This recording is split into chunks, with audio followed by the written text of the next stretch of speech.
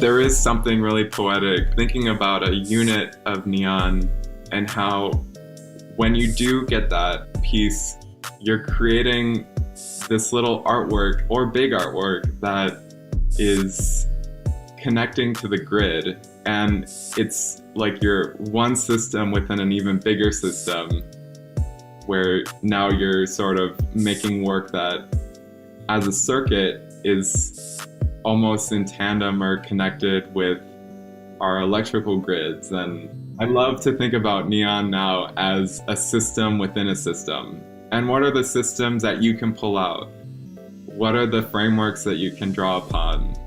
I think it's cool to think about neon as this way of thinking and approaching things. Hello, disclaimer here. There's something I have to tell you before we can begin. The information provided by Taming Lightning is designed to provide helpful information and to educate on the subjects discussed. That being said, the information provided is true and complete to the best of our knowledge and is not intended to be used without professional guidance or supervision. All recommendations are made in good faith by both Taming Lightning and affiliates, to which we disclaim any liability in connection to the use of the information we provide. Thus, we ask that you be informed, be curious, and to ask questions. Let's get to it. Neon lights, I'm baffled. Pick it apart like samples. Give me all I can handle. Light me up like a candle. I'm taming lightning. Percy got that lightning. Plasma in my veins. Welcome back and welcome to the Taming Lightning podcast. I'm Percy Eccles II, your host for Taming Lightning, as well as the independent plasma tech at the Pittsburgh Glass Center, where I'm researching and developing a space for exploring plasma and neon light art. This is a process requiring the technical and artistic expressions of glass blowing with the alchemical and scientific application of electrified gases and specialized equipment that you would also find used in neon. Self-study in this field has led me to a growing network of experts and institutions that allow for conversations with artists, makers, and experts related to plasma, neon, glass, and beyond. Through these conversations, I hope to expand our understanding of plasma and neon light, looking beyond its associations with novelty and sign-making, and to explore the potential for noble gases as an artistic medium, and of course, have fun making and sharing what I learn along the way. Today's podcast is sponsored by the Glass Art Society. Since 1971, the Glass Art Society has been using the joy of glass to connect, inspire, and empower all facets of the global glass community. From the early days of the American Studio Glass movement to the upcoming United Nations International Year of Glass, GAS continues to foster connections across generations, disciplines, and borders. Join them in celebrating 50 years of Glass Art Society as they present the 2022 GAS Conference in Tacoma, Washington, USA, from May 18th through the 21st. With the theme, Between Here and There, this milestone conference will explore the past 50 years of glass and what the next 50 years holds for making, collecting, and educating. Visit glassart.org today to learn more and register. And for those both interested in and working with illuminated glass, be it neon, plasma, or otherwise, I'm here to inform you that the Plasma Art Alliance will be hosting a book premiere for Wayne Stratman's new book, The Art of Plasma, creating lighted sculptures with gas, glass, and electricity during the 2022 Glass Art Society Conference. Stratman reveals the history, theory, and practice of plasma art to give the practitioner both the context and practical information to work within this dynamic medium. To celebrate the first book dedicated to the medium of plasma sculpture, join us Thursday, May 19th from 5 to 7 p.m. at Spaceworks downtown location at 1120 Pacific Avenue in Tacoma. All are welcome. Book copies will be in limited supply, and details can be found in the show notes on taminglightning.net. Hello, Lightning Tamers. This is episode number 46, and in today's podcast, I'll be joined by Ben Orozco. Ben Orozco is a Colombian-American artist and designer based in Madison, Wisconsin. His practice reconstructs images and re-encodes spaces, working in optical patterns, grids, illustrations, cut paper, and neon. He graduated from the University of Wisconsin-Madison in 2019 with a Bachelor's of Fine Arts with concentrations in neon glass, graphic design, and sculpture. In 2020, he completed a 9-month Fulbright Hayes Fellowship in Småland, Sweden, researching Swedish glass and neon design and techniques. His work can be found in New Glass Review 41 from the Corning Museum of Glass in Corning, New York, and has exhibited at the Imagine Museum in St. Petersburg, Florida, Museum of Art in Hunterdon, New Jersey, the Glass Factory Museum in Boda, Sweden, and Madison Museum of Contemporary Art in Madison, Wisconsin. He is currently participating in the Bridgework Madison 2021 through 2023 program hosted by the Arts and Literature Laboratory in Madison, Wisconsin. Ben is co-hosted on the podcast in the Taming Lightning GEEX collaboration, which is a 4-part series called Intro to Plasma. So now Ben is formally introduced as a guest here on Taming Lightning, and we'll be talking about neon as system building, the use of light to depict space, and neon as design language. Welcome to the podcast, Ben. Hey, Percy. It's great to be on the podcast officially. If you've been I mean, it feels like you were officially anyways. Well, if you've been listening to Taming Lightning, you've heard my voice before on the pod or my name, but it's nice to have a episode that's just chatting and catching up. Yeah, I mean, we have a different set of topics here, but what are you up to right now, just to kind of see what you're doing right now? Well, that bio definitely outlined a lot of the major points. So I am currently based in the Madison area in Wisconsin. I live on a farm, and I've pretty much just been working as a freelance and also a graphic designer and web manager for GEEX. So I've always got a ton of plates spinning. I've got a lot of creative projects. And so I would say right now that my practice is focused right now on a lot of making traditional art and sculpture. And I have this exhibition up right now named Topia as part of that Bridgework program in Madison.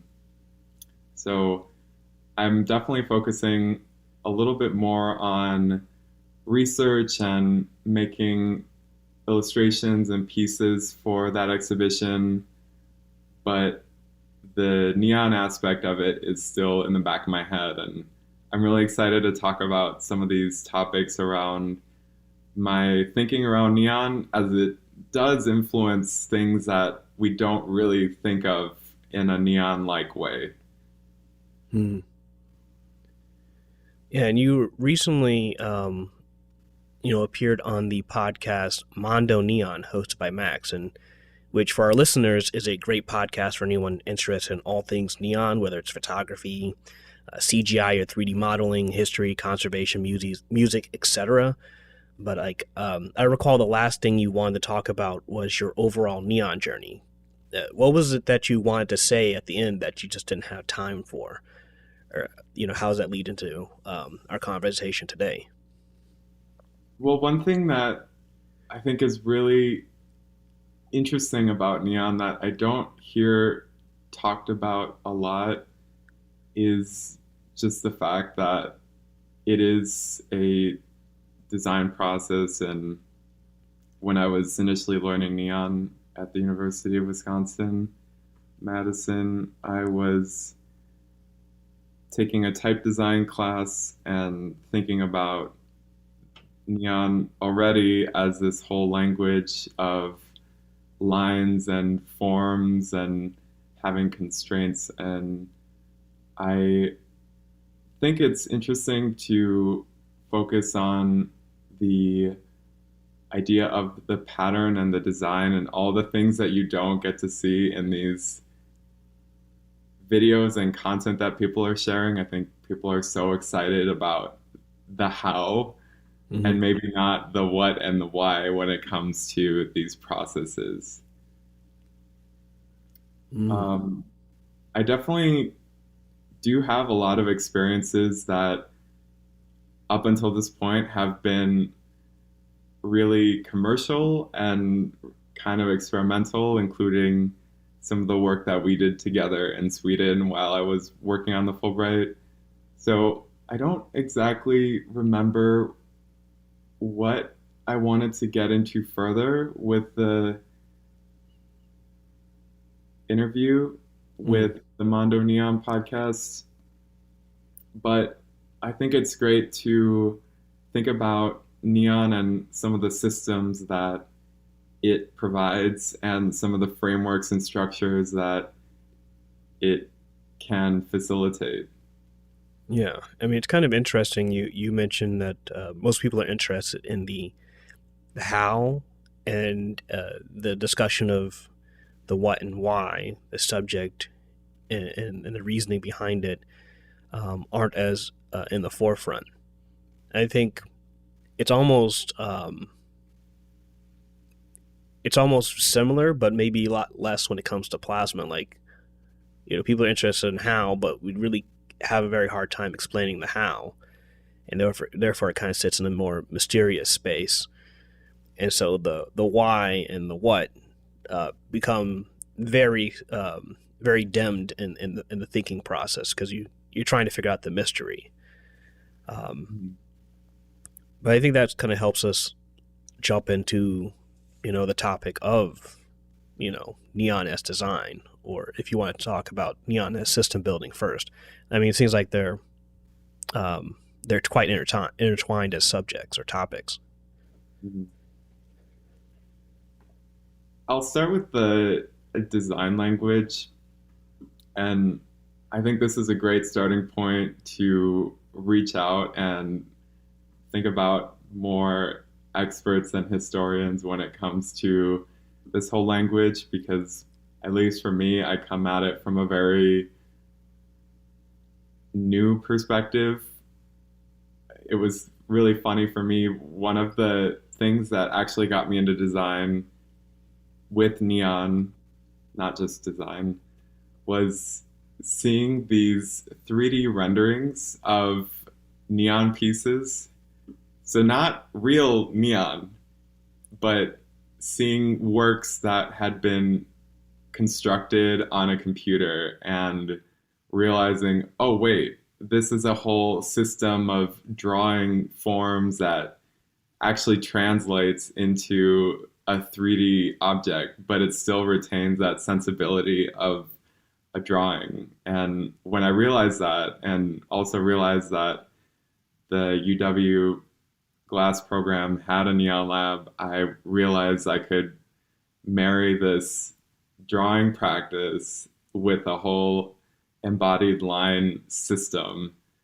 And when it comes to that language, I like to think about it in two ways. I like to think about it from a very simplistic drawing system, and then I also like to think about it from the practice and the whole history of sign shops and sign making.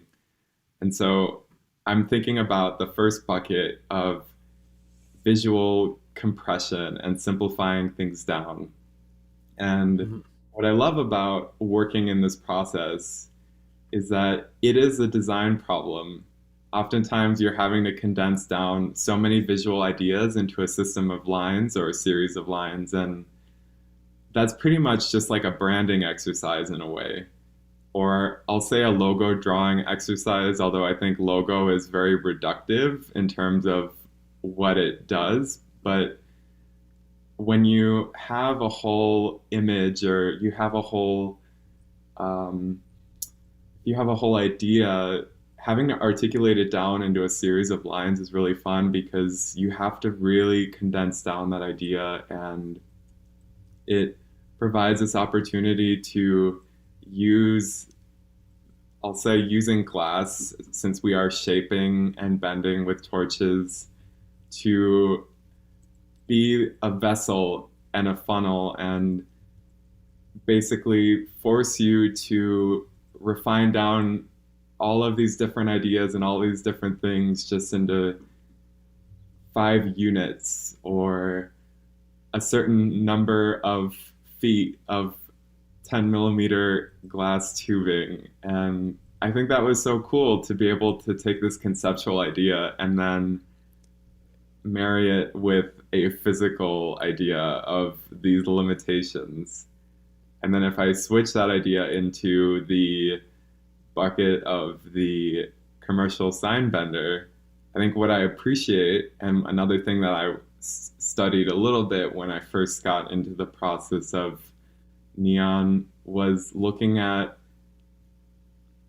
works or pieces that were just out in the world as signs. And I did follow a few sign pages and social media accounts just to see how sign shops and businesses were taking these very simple ideas and concepts, or maybe not so simple ideas and concepts, and creating these really beautiful commercial, but also these really simplified concepts for a barber or for a dentist. And it was really beautiful just to see a very simple line drawing in both the way that it was constructed and also the way that it appears too. Like, it's one thing to look at a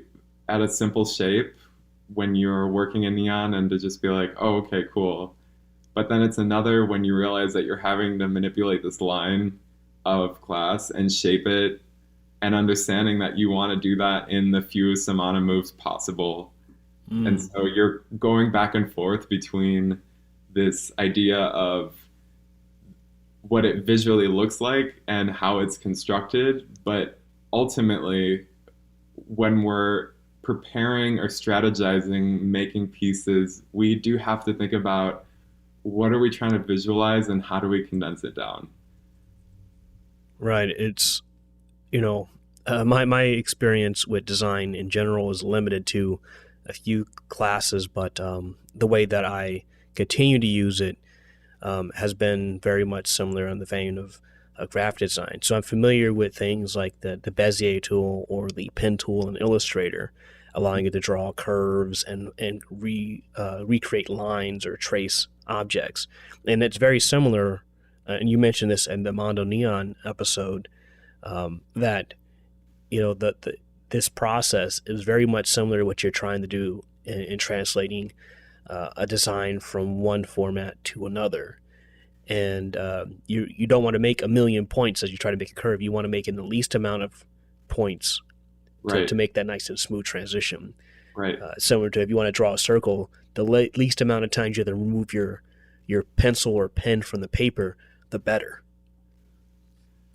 And that's the thing, is it's this visual process that precedes the physical process. And I just love that it gives this moment of pause for strategizing and drawing and refining. And it is so designy, especially now considering that most of the neon patterns that we use are constructed on a computer. There is that analog between the Bezier curve and the actual line of glass being used as like a ribbon burner or working with a crossfire. And so it was really poetic. I mean, that was honestly one of the best ways to start getting into sculpture as somebody who works in very simple units and themes and patterns, and it just married together all of these different elements that were floating around in my brain.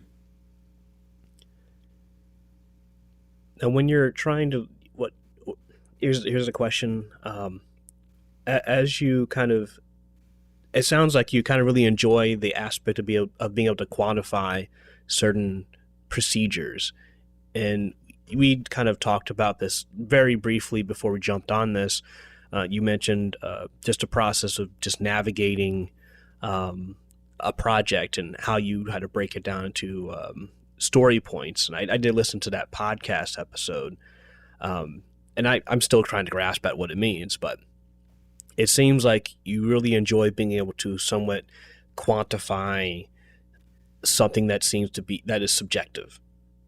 Am I correct to say that that's something that really attracts you to using the aspect of design and how it translates to how you build and create things? I will say I am somebody who loves structure, and That's I'm probably the word I'm looking for, structure. really I'm really glad that you brought that up, because if you take a moment to look at a lot of the works that I've made, you'll notice that a lot of the pieces exist in some sort of grid or some sort of expression that kind of repeats the same units. And a lot of my personal ways of finding meaning involve organizing things and creating context by arranging and assembling and clarifying and reorganizing things. And like I said, it's that act of clarifying. And there is a part of my practice that does try to make the intangible very tangible. And especially right now, a lot of what I'm doing with my exhibition Topia, which just came out, is to pull out these grids that have been existing in our own surroundings in regards to agriculture, and to make it really explicit and pose what questions does this process do of monoculture, aka having the same item repeated for acres or miles. What possibilities does that bring, and also what consequences does that bring?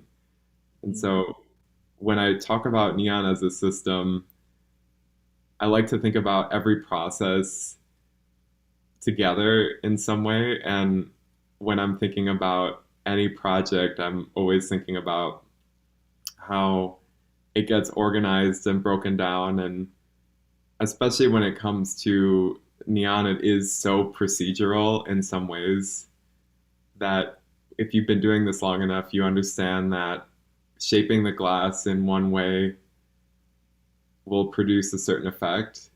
And you can start to work backwards where visually you can translate that. And I think that is so cool.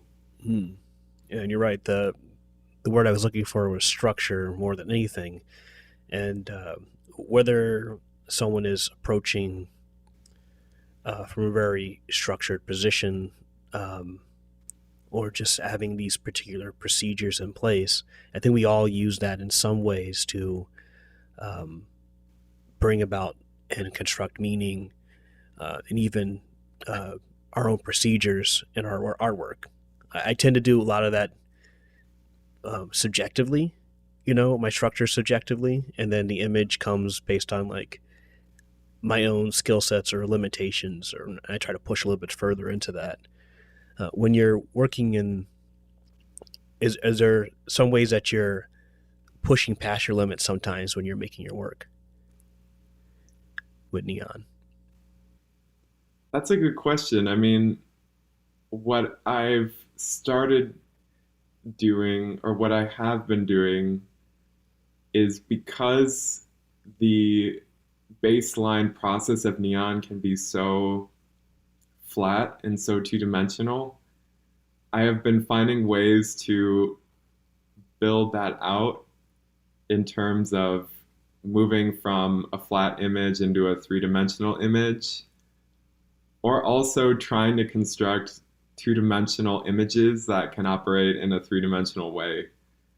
And I've definitely been inspired by people like Michael Fleckner, who you've had on the show and who is a really important figure in our contemporary neon landscape for his ability to translate that simplistic, very clean, very structured neon process from a 2D sign into a whole 3D sculpture approach. And space is kind of where I start to expand everything. I think it starts to give me this opportunity to add more layers and multiply the effects of working in this process. If you look at a lot of the pieces that I make, there are some that are completely flat. And then there are a few that are a bit more layered. And I like being able to have an open equation in a way with my three-dimensional pieces where you have to walk around the space in order to experience the work. One of my favorite pieces that does this, I made while I was in Sweden in 2020, where I created two cubes in xenon or krypton. I think it was krypton. I basically created a three-dimensional cube that was about 30 by 30 by 30 centimeters, so maybe a little bit more than a foot. I put it up on the wall. I took a photograph of that, and then I created a 2D pattern of that 3D cube, and I replicated it in the same tubing and the same gas. So it creates this image that is identical, but you ultimately have to be there and experience it and get to see how your mind and your eye tricks you when you're experiencing it in person, walking around it. I have some video documentation of it where it starts out at the front, and then as soon as you start to walk around it, you start to realize that one of these images is a false image. One of these images is an actual cube. Yeah. And I ultimately think that's where the future of neon for me can go, because Nice. we have this conversation about, oh my God, LED is taking over this field. The industry is starting to change and shift. And one of the personal elements of neon that I think can keep expanding is to continue to create these moments of three-dimensionality where you can walk around the piece and it will keep transforming and it will have this illumination that is in the round. And you're already doing that in plasma. Like all the plasma people are fine. You're already making works that are really sculptural, that are viewable oftentimes from many different angles, whereas I think a lot of neon people still get stuck on this two-dimensionality of, oh, okay, I'm going to make a sign.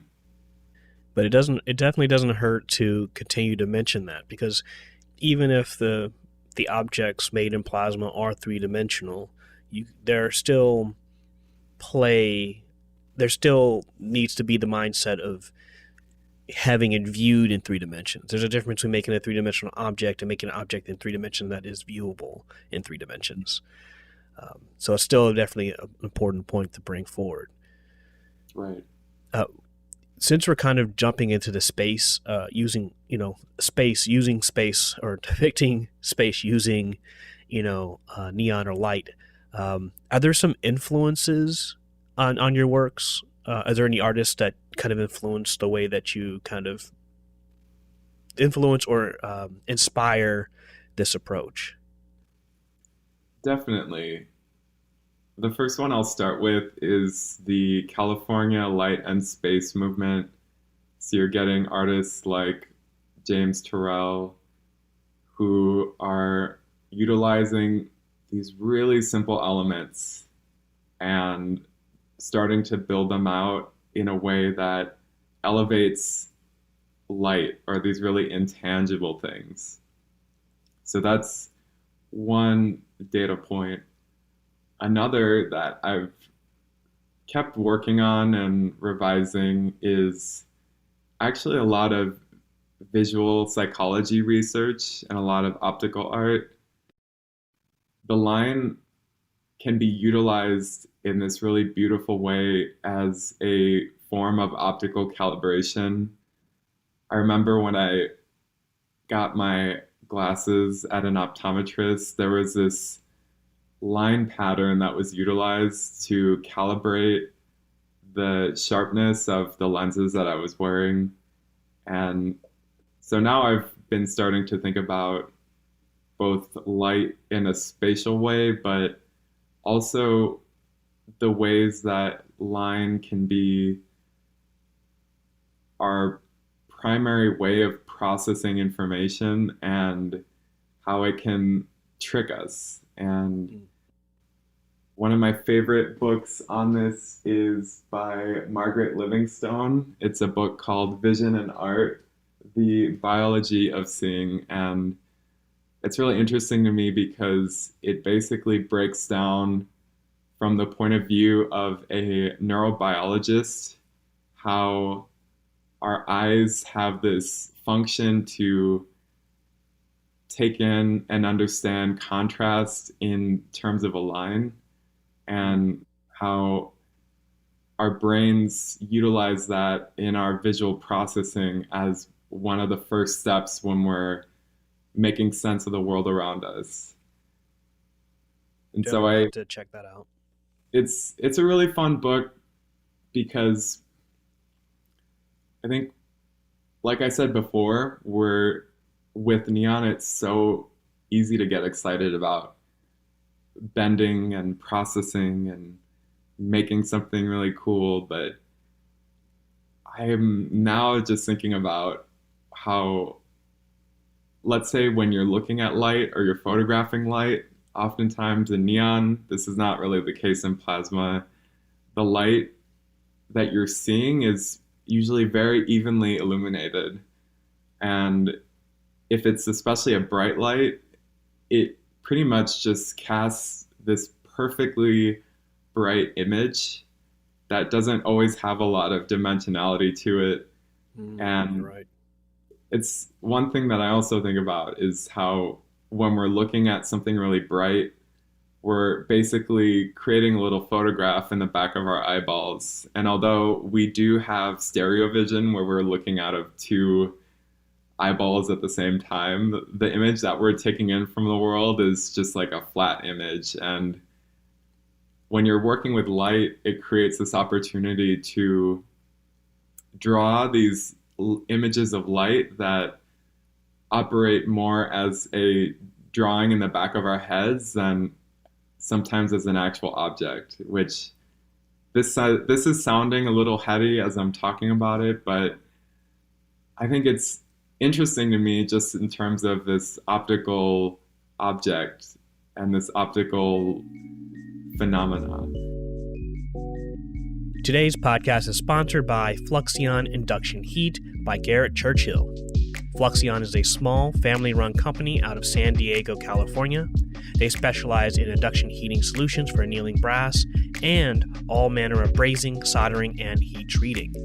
The neon version of the Annie heater is perfect for converting neon electrodes in both conventional neon tubes as well as plasma art pieces.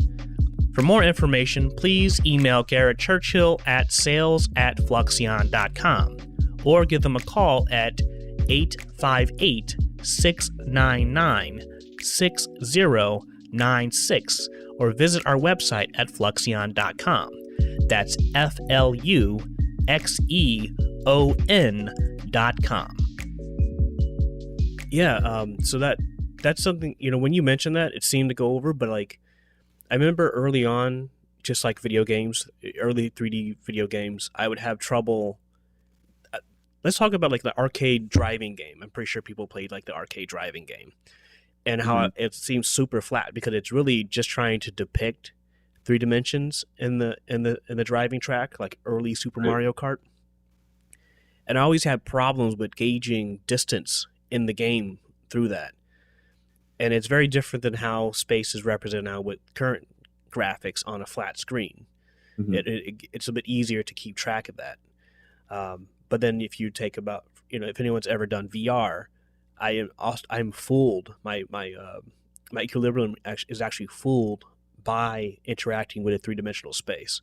If I'm first person and I'm jumping in that space with the VR headset on, I actually get a little bit of vertigo. Right.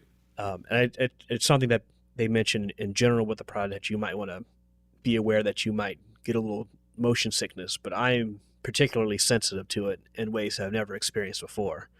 Mhm. But yeah, there's often that, because what you're looking at, your brain sees a flat image, but it's trying to use its information to make it three-dimensional. And even in 3 dimensions, there are sometimes these moments where it fails to recognize the dimensionality of something you're looking at. Right. And that's definitely something fun to play with in creating space and works, and even textures or patternings. I mean, off the top of my head, I look at some of your work from your show in Sweden, Uta, and your wild repeated patterns on top of one another, the white and black. I don't have a name for it. Blenda. I probably what was that? It's blenda. It's Blenda. like the Swedish word for dazzle. Imagine if all those white lines were white pieces of tubing. You'd have to really stretch that out in order to make that even slightly feasible. Right. Because spacing is important. There's the aspect of light gap, where light covers a gap visually. So you'd have to modify that a bit. But that would probably break my brain if that was made. Even if it was made on a, say, 10 by 10, let's say 30 by 30 inch square. It would probably break my brain. And there is a piece where I started to do that in the Uta show, where I've created a series of lines against the wall and then starting to form this projection outwards, where it does feel like you're starting to look into something, but the image itself still remains flat. Mm. I've just sent you a quick update on the link to that. Okay. It's called Perspective 2, and it's like the sister piece to the two cubes that I've created, or that I was describing, Perspective 1, where instead of being this 3D light object and its 2D photograph, it's just a 2D drawing that does feel like it is starting to occupy 3D space. And unless you see this image from the side, it is pretty hard to decipher what direction the lines are moving in. If they're coming off the wall, projecting out towards you, or if they're just straight up and down flat. That's amazing. Yeah. Oh, man. Your optic ones, I can't look at that. It hurts me. I mean, have you had any, someone with adverse reactions to some of these illusions or optical presentations? As far as I know, no. Although this work has been mounted in 2 different museums, I know that a lot of people have experienced it, but I personally have not heard any complaints just yet. I don't have to file any liability waivers of yet, which is great, but yeah, it is really disorienting when you can create a system and remove that focal point. Yeah, you're removing, you're basically covering up a reference for the mind of what's happening in the space. And a lot of these striped images, too, going back to the idea of the neon signage and the history and trade and all of the things that preceded before it became more of an artistic or niche medium, I think about the architectural neon facades, especially in areas like Las Vegas, or if we want to get really far back, areas like Times Square, where you often had these lines repeated over the facades of buildings, and it was just like these complete spaces that were constructed out of these repeated lines, which I find so beautiful. And people don't really use that as an architectural motif, I think, in the same way that it may have been used more historically. And so I love just getting to see units of neon in repetition in these systems that are articulating space again. I like to just touch back on that history too, not the one of just making a really big sign out of letters, but also the architectural facades and the ways that light was used as a way to articulate space. Has the works of maybe Robert Irwin been of interest to you? Definitely. I think I read his biography at some point. Was the one written by Lawrence? Well, I'm not sure if it's like there's one written by Lawrence Weschler called "Seeing is Forgetting the Name of the Thing That One Sees." It's like Yes. over 30 years of conversation with Robert Irwin. I'm like halfway through it. Yep, I read that while I was in school, and I definitely need to go back because I don't remember a lot of what the book covered, but the one area that I do remember that I feel like I can also sympathize with, or maybe I can think about in my own life, is this brief period where he went on this sort of retreat, or he decided to live on a small island Yeah. for a while. And I'm going to butcher this a little bit because it's been a while, but I think what happened by living in this really desolate, slow area was that his experience with space just completely changed due to the pace of life. And I, right now, am somebody who is living in a really remote area out in the countryside. And I feel like I also feel that a lot of times where I'm just kind of out in this area that it's surrounded just by these really wide fields and these broad plains and rolling hills, and it completely alters your sense of spatiality and sometimes just makes you feel so tiny Mm. versus being in a bustling city or being out in a coastal area, or if you're somewhere where there's a lot of architecture and a lot of buildings and people and bustle, I think you start to sense your space differently than if you're kind of out in the middle of nowhere. And so that's one other thing that also I think influences my approach to working with light and sculpture, is that I have these really weird connections to my spaces.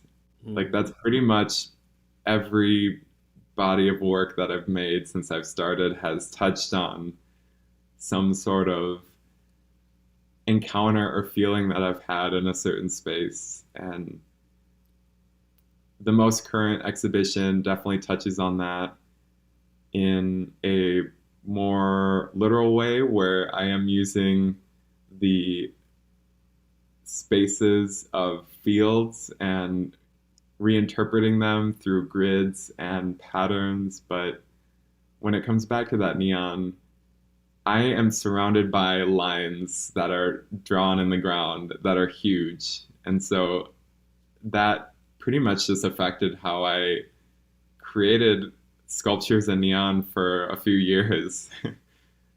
I mean, there's probably 6 or 7 works that I've made where I just continue to repeat lines and make these fake surfaces. Rather than just making a discrete object like a single sign or a single object, it's just working with these grids of lines that are in tandem with each other. Yeah, when I make references to seeing is forgetting the name of the thing that one sees, I kind of take away more of like the internal thinking, and when you're talking about kind of putting yourself in a space where time and activity is different than the normal hustle and bustle of a city or an active space. It almost sounds like a beginning of a hero's journey or a shonen protagonist, but Right. it makes you want to really dig and explore things. I think. Do you feel like you experience that, like where you're at home or you're in this kind of slow space, and then you dig deeper and you explore further in that space than if you were in a high paced, repetitive environment, or not repetitive, but an environment that taxes your consciousness a bit more. Mm-hmm. Yeah. I mean, growing up, I had the experience of just being outside a lot and utilizing my imagination just to transform whatever space I was looking at into something completely different. And I would get really excited just by playing around trees and playing with different sticks and walking around in trails. And so that's something that I think is starting to go away in terms of how digital culture is now one that we are all influenced by in some extent.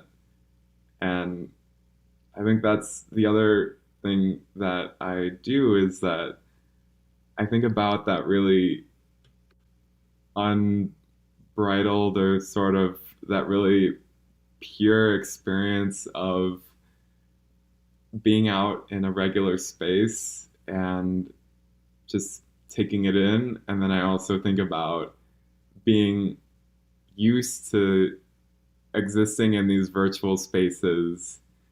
And a lot of my work now is kind of marrying those two things together, where the use of, let's say, a palm tree is such an iconic image, and it's definitely something that's been articulated within sign culture for sure. It's something that means a lot of different things to a lot of people in terms of resembling paradise or resembling a tropical vibe or luxury, yes. Or also, I think about the palm oil industry and areas of deforestation, but also agricultural growth. And so when you combine that sensitivity to space with what is going on in the structures that we exist in and the virtual space, I think it gives me this opportunity to think about how robotic or how abstracted each of those spaces has become in a way. I mean, I literally made an XYZ axis, and I made these objects in neon that are ways for us to calibrate being in these virtual 3D spaces, right? We are orienting ourselves based on these grids and these patterns and these structures, and I love being able to take those things out of the digital reality and bring them into our physical reality. But now I'm kind of doing the reverse, where I'm just taking these grids that I'm seeing in a physical way, and I want to pull them out from a more virtual or constructed kind of perspective. Yeah. And what I love about those paper palm trees, because you made those, you did a lot of paper in this as an exhibition, Right. is, I want to say syntheticized, but maybe process nature and process symbolism, kind of like the virtual is processed reality. Mm-hmm.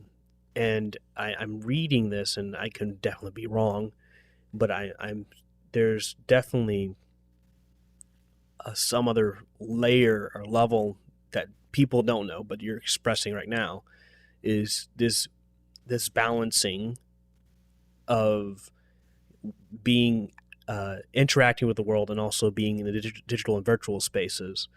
And the work is also kind of telling about that balance. Like personally myself, I'm leaning heavier more towards a digital or virtual space. But in order for me to feel and be good, or feel good, and to also be healthier, I make sure I give myself time to do the physical reality work, whether that's being in the studio or talking to people in person with actual engaged conversation, right? Mm-hmm. Or it's the physical exercise, whether it's spending time, dedicating that 30 minutes or an hour to bike ride, or just, exercise or practice whatever I need to do. And it seems like you're really able to balance it, but your work is also expressing that at the same time. Definitely. It depends on the focus or the theme. That's another thing too, is that I know we've talked about structures and systems, and the way that I end up making a lot of works in neon and then taking a step back and just making artwork in general is that I'll oftentimes think about every concept by building out a few works within that idea, so that way I can articulate what I'm thinking about through a few different perspectives. And so I think the SAG body of work is a really great example, because it's pretty much just showing a neon line that's operating in maybe 6 or 7 different ways. But when it comes to that back and forth, a lot of these works, even though they're not made out of neon, still carry some of those processes that I use when I'm making a artwork in neon. That's where I'm thinking about that idea of the mindset, and thinking about how you're condensing down this information. And that's ultimately the beauty that I find with it in the process, is you take this really, really, really complex idea and you have to try to articulate it in this flat 2D pattern. I think that is really beautiful. I keep looking at your most recent show. I really love it. It's balanced. Mm-hmm. You really try to balance things, and that's something that's really frustrating for me, as I have a hard time with presenting not just like the individual object balance, but the overall balance of a presentation of works. Right. And this is another tip that I'm going to parrot or emulate from Thurman Statham, who did a GEEX talk, our first GEEX talk, actually, where, being this really iconic figure in the field of studio glass, moving from these smaller objects into more spatial installations and configurations, I think it's really important for people who are making neon or considering working in neon sculpture to sit down and look at the space and figure out how you want people to interact in that space. Because it's one thing to just make an idea from your mind, and let's say you have a really cool drawing you want to make, or like a phrase that's means something to you, but if you can work with the concept of an idea in light and figure out where people will be standing and walking, and what is the feeling of the actual architecture of the gallery, or if you're doing commercial work, what is the feeling of the space that you're in, and how can you implement that and think about that while you're drawing your concept up? How can you model that idea before you even hit the torches or start working in the torches? I think the result in the end is going to give you a lot more satisfaction, and it might even bring a lot more gravity to the work that you're making. Mm-hmm. And we touched on this a little bit in the intro to Plasma, which is about planning and the importance of knowing as much about your work before you start, because it also shortens the recovery of unexpected discoveries in the process of finishing a piece, especially when it comes to Plasma. Because when you're working with neon, you know of the structure that you can attach, and that structure to attach neon to a surface on a two-dimensional plane is very flexible. Mm-hmm. But when you have something in the 3 dimensions, and in addition to the three-dimensional sculptural nature of plasma sculpture or objects, you have to know as much as possible what the end is going to be, the details of that. Because if you start trying to, I made this object, now I have to figure out how I want to install it, then you often have to do a lot of work. And the example I bring up quite a bit is my initial collaboration with Chris Ahalt. It took me 3 years to find a resolution to a piece we never thought about how it was going to be mounted or designed to be mounted in a simpler fashion. Mm-hmm. That's how it became. And it took the combined approaches from 5 different people to find the answer.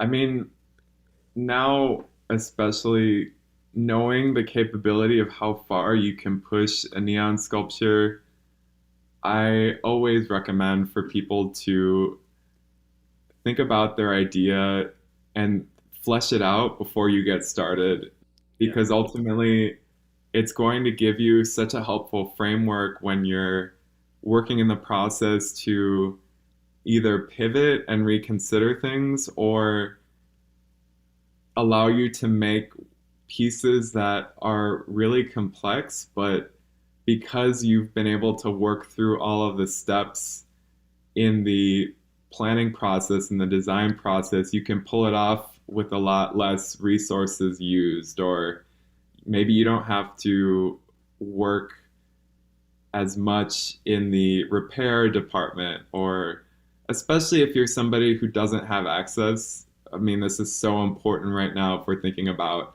equity and who can work in glass and who has the privilege to work in glass. I think if you can be really intentional with what you want to make and how you want to make it, you can utilize the resources that you have to a better extent. And it's really challenging because so much of art making is about experimentation, and you are working intuitively, or maybe you are just trying to get a feel for the process and the material.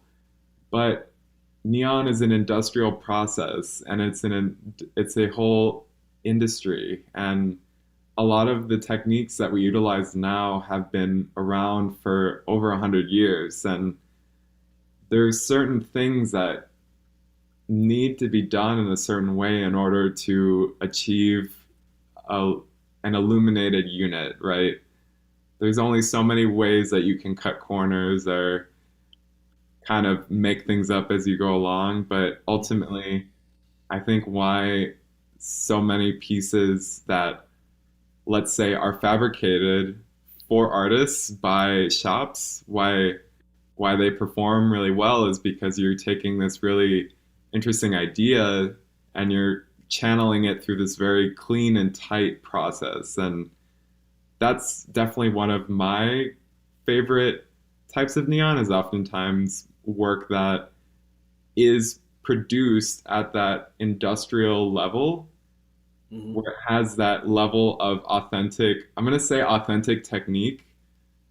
That is definitely, there's a lot to uncover there, but I'm just talking about that level of craftsmanship that you would get with somebody who understands how to move that line of light and how to format it. And that's also another thing too that I am really grateful for, having gone to school at UW-Madison, was that I got to work with not one but three people who own neon shops or have been professionals in the industry. And so one of my most formative experiences was working with Jacob Fishman, because I really understood how pure the bending could be and how clean and how beautiful a single unit could be, how a single circle could be executed if you just understood and worked with the material in that way. But it's basically like you need to have your idea ready to go, and then you get to play with the making process. Yes, indeed. I mean, Jacob Fisherman is a neon treasure. Exactly. And so that's the thing that I'm trying to articulate, is having your drawing and your intention and your goals on point, so when you enter the room you can make the best use of the physical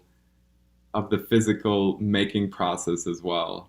Because to me, I see it all as the same. I see it all in this same kind of umbrella, but so much work does happen before I show up in the room. Mm-hmm. That's the best way to use your time too. That's for sure. Yeah.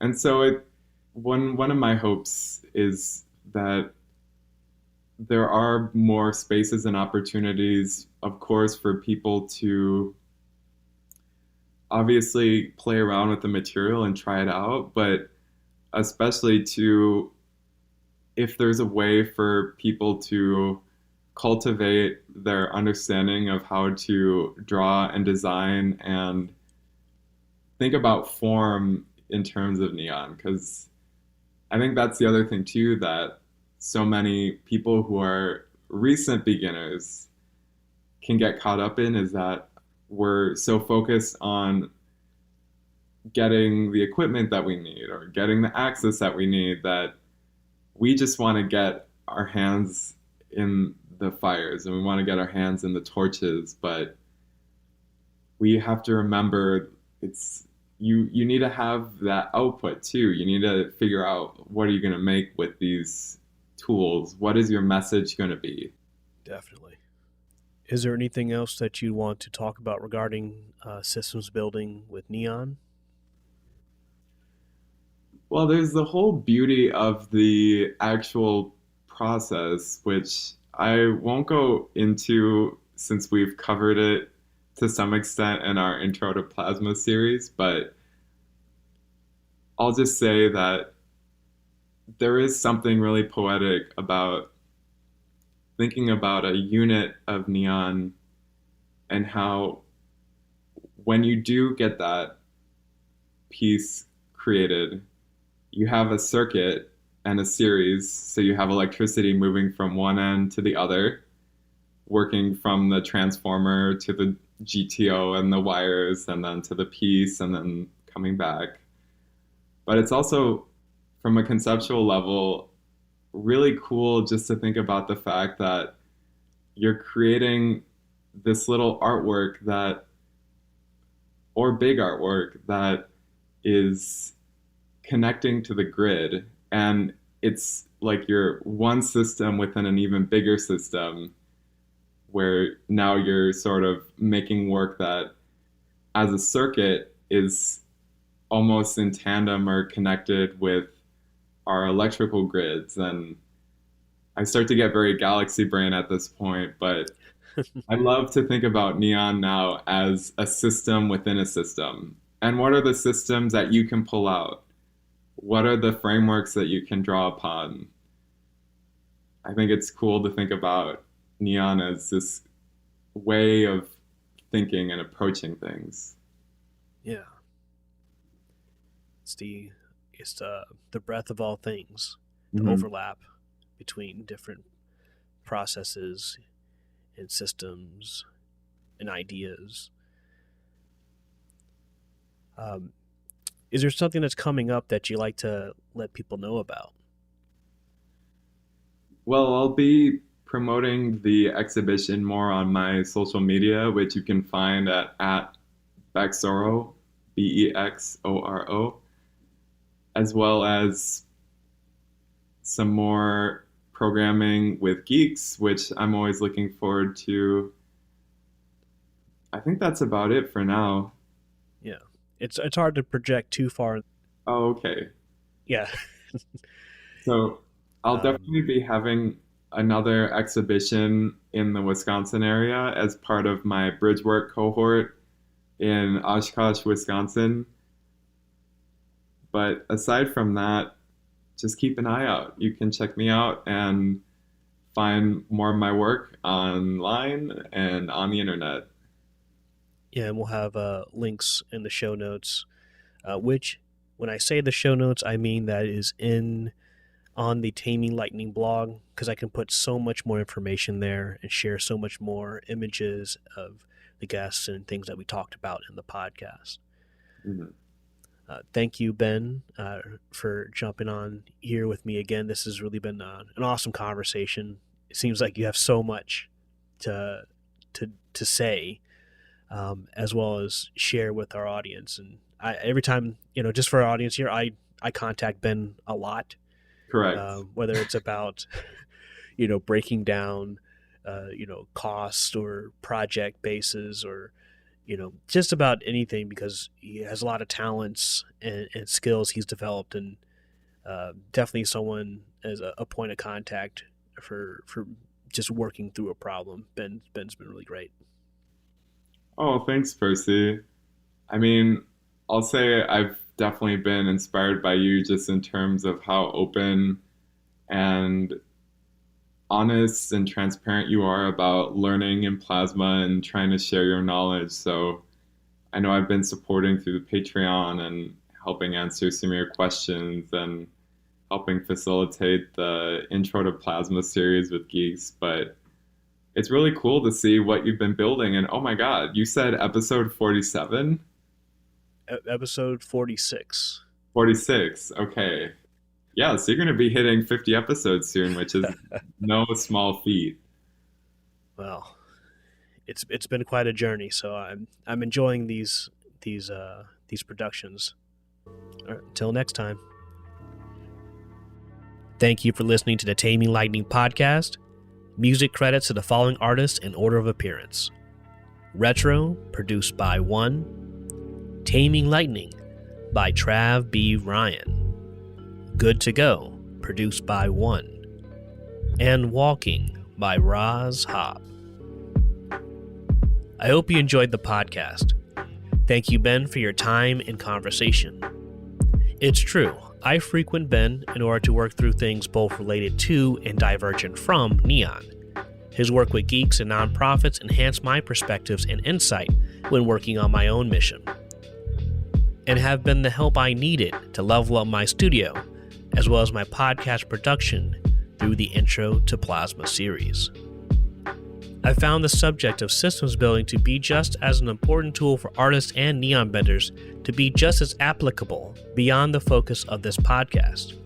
I do find it valuable to check out the episode on story points from the podcast 2 Scrums Up, so be sure to check out the show notes on taminglightning.net for additional podcasts, books, and resources mentioned in this episode. As additional thanks, I want to thank my contemporaries in the podcast realm, Max of Mondo Neon, which inspired the topics for this episode, and Allison Buchanan and Danielle James of Neon Nonsense. Let's not forget Cameron Clough and Holiday Esterbrook of the internet acclaimed the Neon Trenches, a reality-based neon lifestyle network, the highs and lows and to's and fro's of daily efforts of neon benders, many insights, and much entertainment. I'd like to thank the Pittsburgh Glass Center for supporting me as a place of research and inspiration, the Plasma Art Alliance, where I have an access to a well of knowledge and connects me to some amazing and supportive people, and both sponsors in this episode, the Glass Art Society and Garrett Churchill from Fluxion.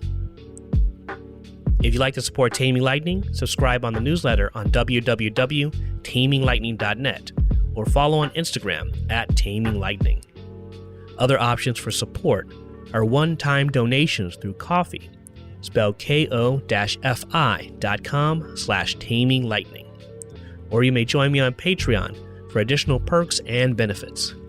I'll have the links provided in the show notes, so feel free to share, comment, and subscribe. And as always, be safe, be healthy, and be strong. And I'll see you next time.